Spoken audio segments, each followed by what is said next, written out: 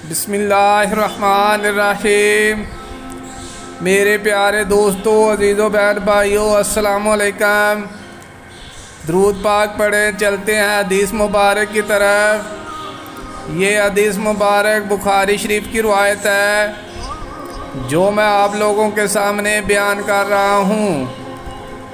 हदीस मुबारक को आखिर तक लाजमी सुनिए।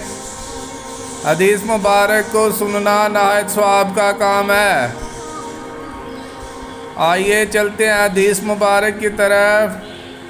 हमें नबी करीम सल्लल्लाहु अलैहि वसल्लम ने 7 चीज़ों का हुक्म फरमाया था और 7 ही चीज़ों से मना भी फरमाया था।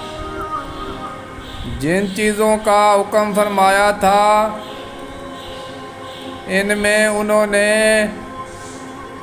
मरीज़ की इयादत करना,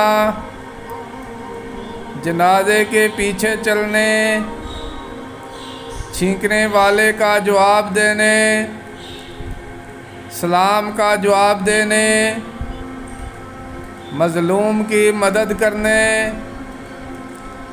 दावत करने वाले की दावत कबूल करने और कसम पूरी करने का ज़िक्र किया।